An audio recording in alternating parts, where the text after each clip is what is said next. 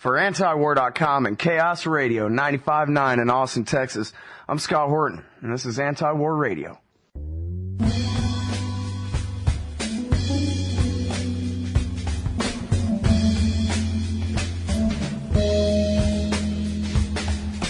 And our next guest on the show today is Robert Dreyfuss. He writes for thenation.com, well, and the magazine. But his great blog, the Dreyfuss Report, is there at thenation.com/blogs/Dreyfuss. Welcome back to the show, Bob. How are you? I'm good. Thanks. Glad to be here. Well, I'm happy to have you here. Lots of important stuff to talk about. First of all, your confrontation, that's what I'll characterize it as, with General Petraeus, the commander of CENTCOM, which is, I guess, all the land between Morocco and India or something like that. The guy in charge of the wars in Iraq and Afghanistan, Pakistan, etc. And, well, I'll just let you tell the story. This is extremely important to me. Well, I wouldn't necessarily describe it as a confrontation, but he was giving a speech at the Center for Strategic and International Studies in Washington and was taking questions afterwards. It was kind of a conversation with one of their hosts, and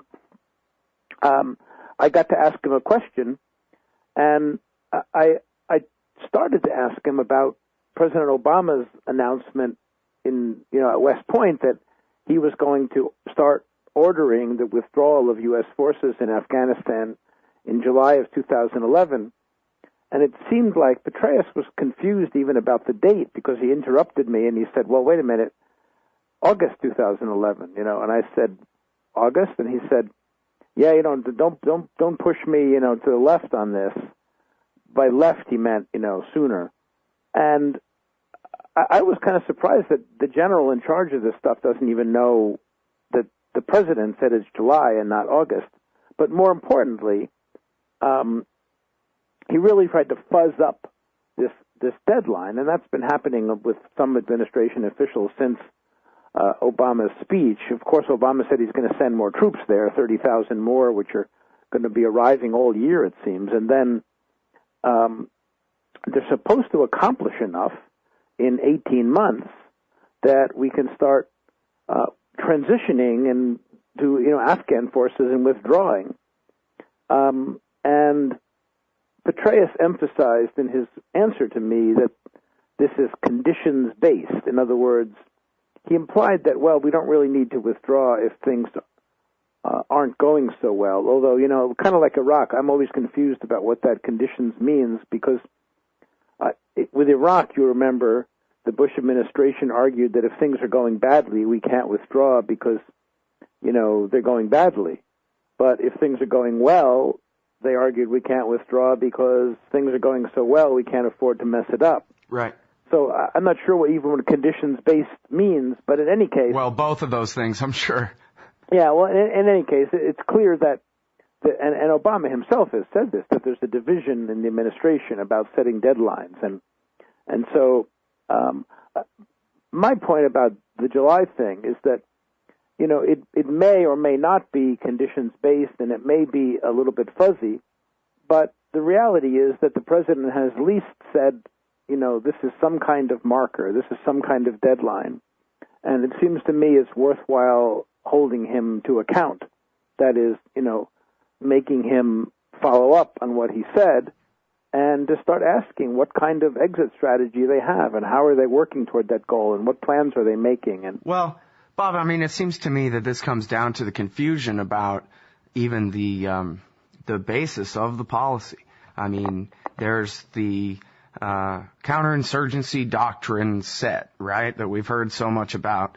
And they believe we have to stay there for decades and decades and build a modern nation state out of the place, change entire societies, as John Nagel says. And then there's the policy that, as you point out, Obama announced at his West Point speech, which is we're going to surge in there and then we're going to start pulling them out in July 2011 because I have no intention of an open-ended occupation of Afghanistan. Which is the actual policy? Is it one policy is the Pentagon's and the other is the president's? Or is Obama just shining us on when he says stuff like that and he actually has accepted the coin doctrine?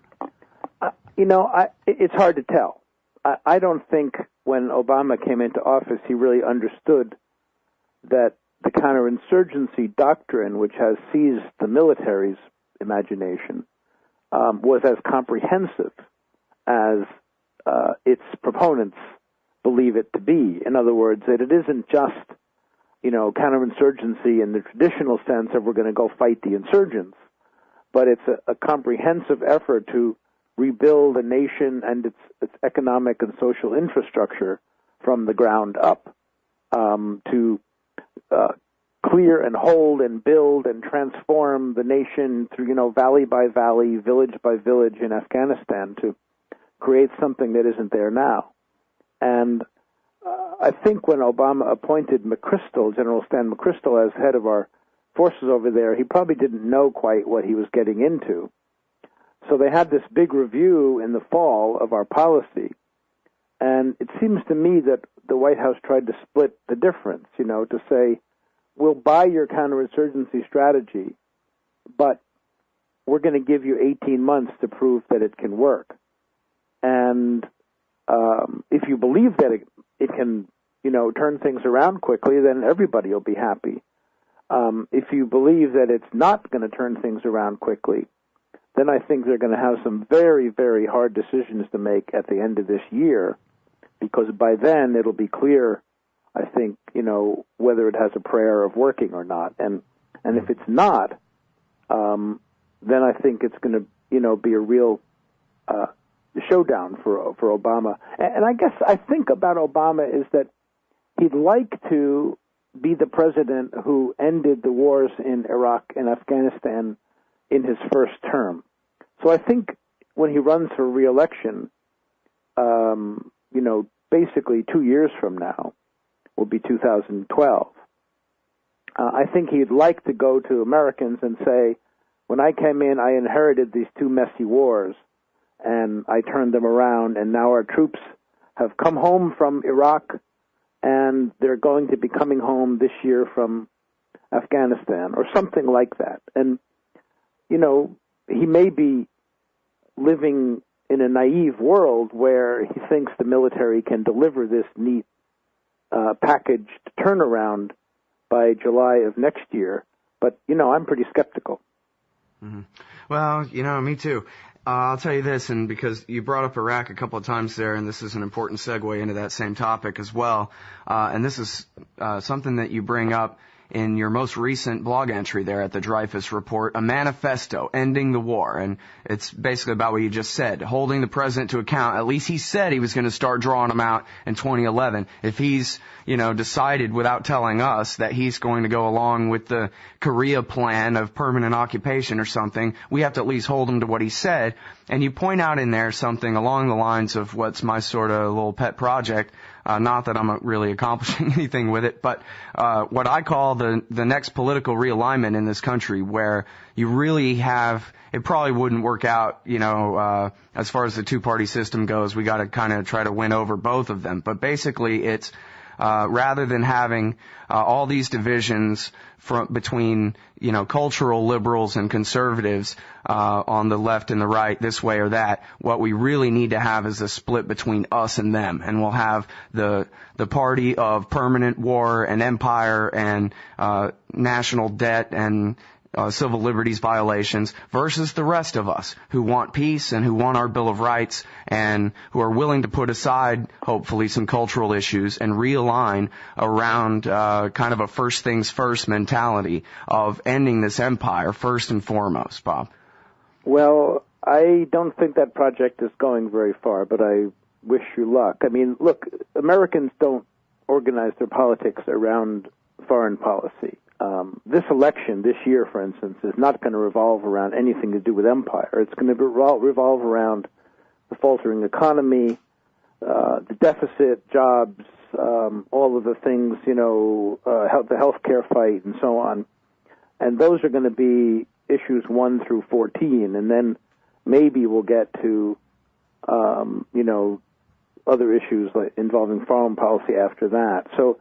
And on those issues, on these domestic issues, you're just not going to get the left and right to unite. It's not going to happen. I mean, the right wing wants to abolish Social Security and Medicare, and you have nuts like Ron Paul talking about abolishing the tax system, and And then the left wants to enhance these programs and even move toward a single-payer system for health care and expand Social Security. So, look, let's be real here. Yet on foreign policy, I do think there's a basis for agreement, not only among the left and anti-war left and liberals, but also centrists and Republican realists and various conservatives who think that foreign policy is distracting from their anti-tax crusades and so forth. So you find even people on the right, the Grover Norquist types and others who were unhappy about the adventure in Iraq because they thought it was, and it proved in fact to be undermining the Bush administration on things that they cared about. Mm-hmm.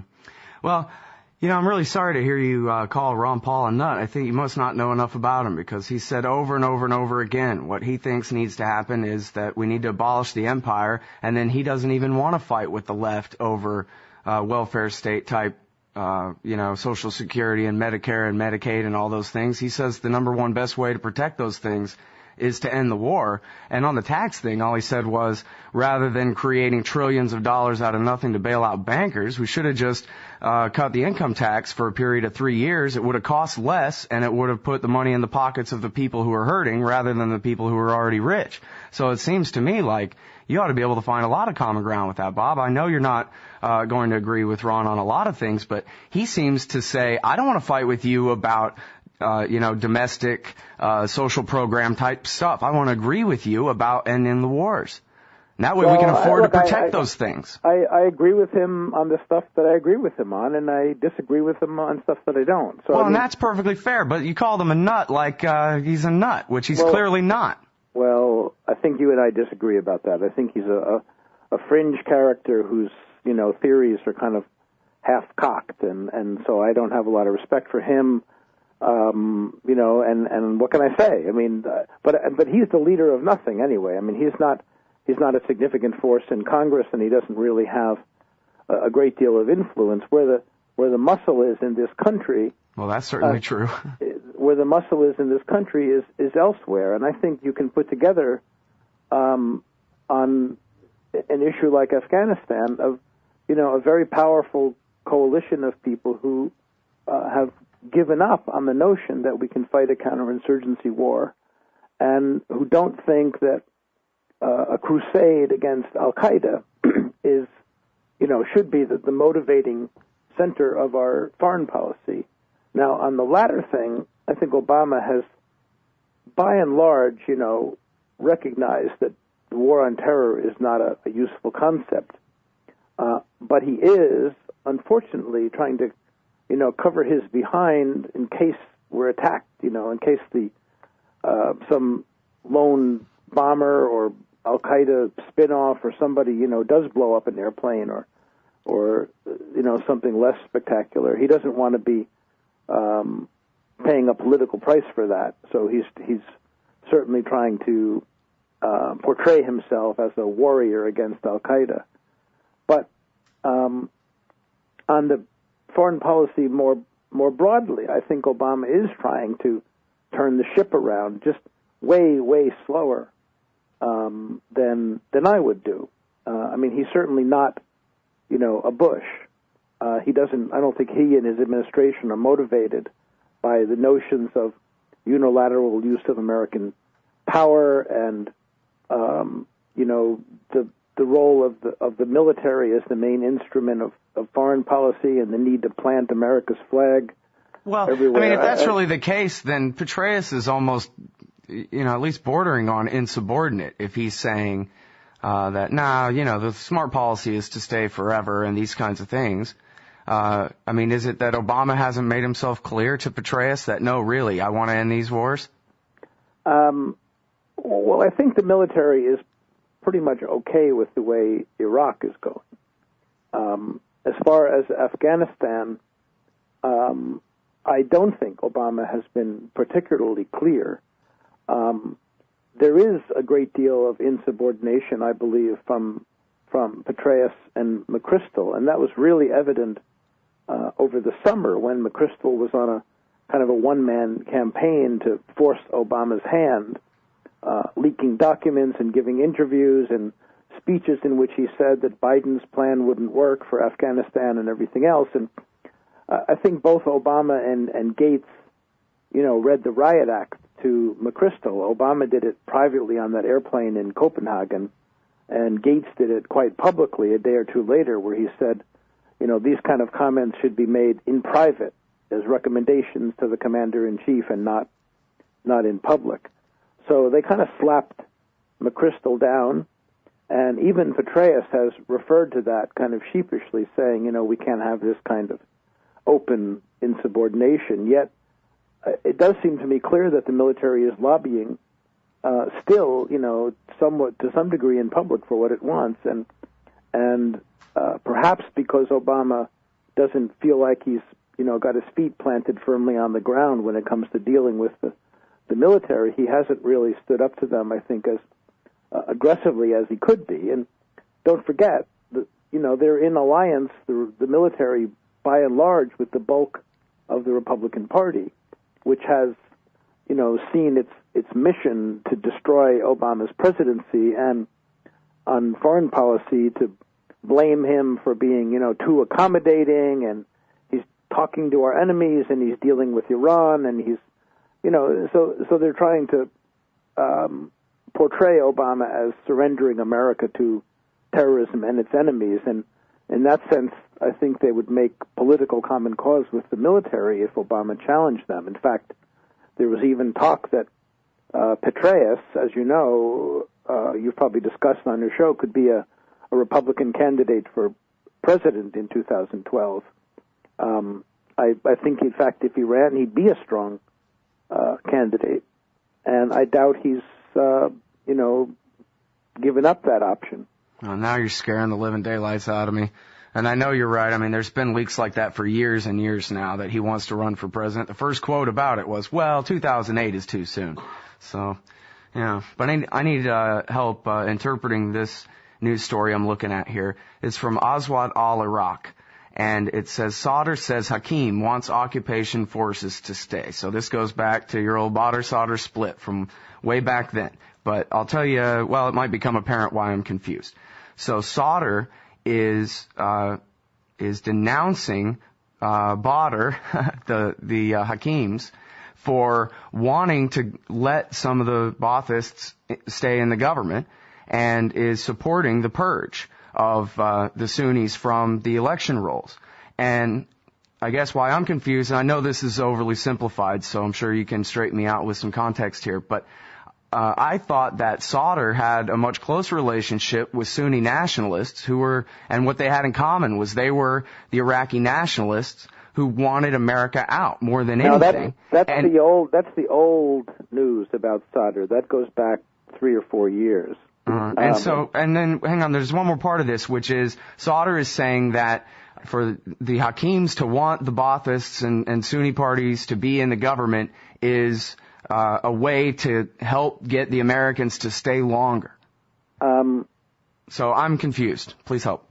Well, first of all, the idea that Sadr is a nationalist is kind of passé. I mean, in January of 2007, at the beginning of the surge, Sadr disappeared, went to Iran. He's basically been living in Iran for the past 3 years.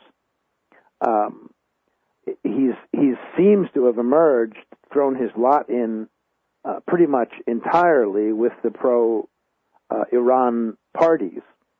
And he has formed an electoral coalition with the entire spectrum of the Shiite religious parties, including the Supreme Council, including the Hakim party. The Sadrists and the Hakims are the two main anchors of this electoral coalition for the elections on March 7th in Iraq. Mm. And they've joined with Ahmed Shalabi, who is one of the characters who has also been very close to Tehran for the last several years and who helped orchestrate the development of this electoral coalition. Prime Minister Maliki, who is also a religious Shiite, has opted not to join this alliance. He was part of it last time around.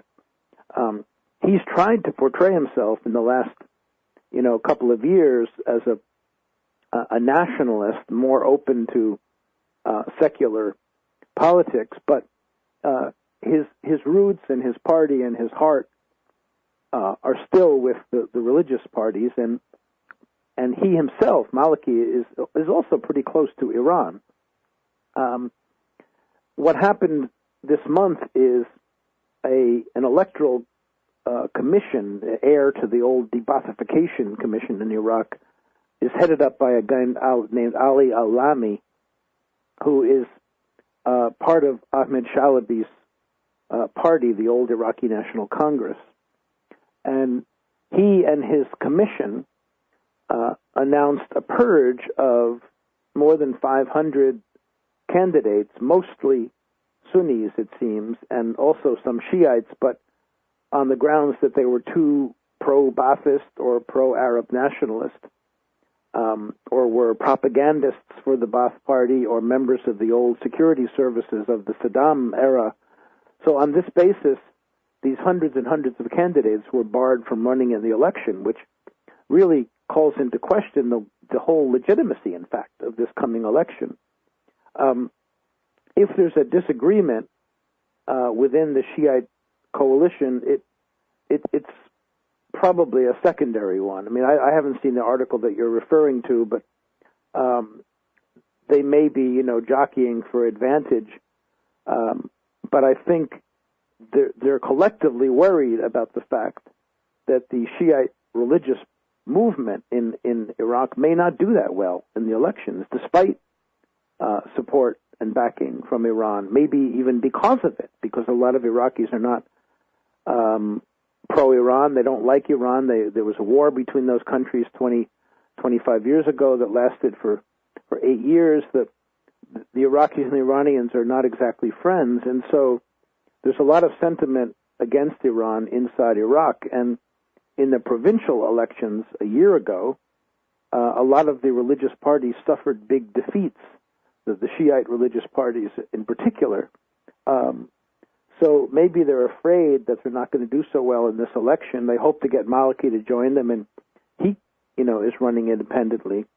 So they might find themselves really big losers in 6 weeks when the elections are held. So that's why they resorted, I think, to this purging effort. As far as getting the Americans to stay, I mean, that's always been a political football. I think most of the Iraqi political establishment, for one reason or another, would like the U.S. to stick around for a while, as long as they think that the U.S., helps create a certain amount of stability in which they can thrive. And the minute they think that they can run the show on their own, then, they're definitely going to want the U.S. out. I think the only person who thinks that he might be able to run the show on his own right now is Maliki. And that's in part because Maliki has spent the last several years as prime minister building up a relationship to the Iraqi military, putting his own generals in place, and crossing his fingers and hoping that the Iraqi army can, emerge as his own kind of private militia. Maliki never really had a party with a militia, whereas the Sadris and the Badr people and many of the Sunnis and, of course, the Kurds, they all have their own paramilitary groups. So I don't know. I think it's a very fast-changing situation. A lot of people are making alliances and breaking them all in advance of these elections coming up, and it's hard to simplify it because it's a very complex situation. I think people who watch Iraq very closely are still kind of scratching their heads trying to, figure out where all this is going. Mm-hmm. Well, my major concern, I think that of most of the audience, is that the Pentagon and the Obama administration are going to stick by the deal that George Bush signed at the end of his presidency, that I guess it shouldn't go without saying that Maliki stuck by his guns and refused to let any permanent bases in that status of forces agreement.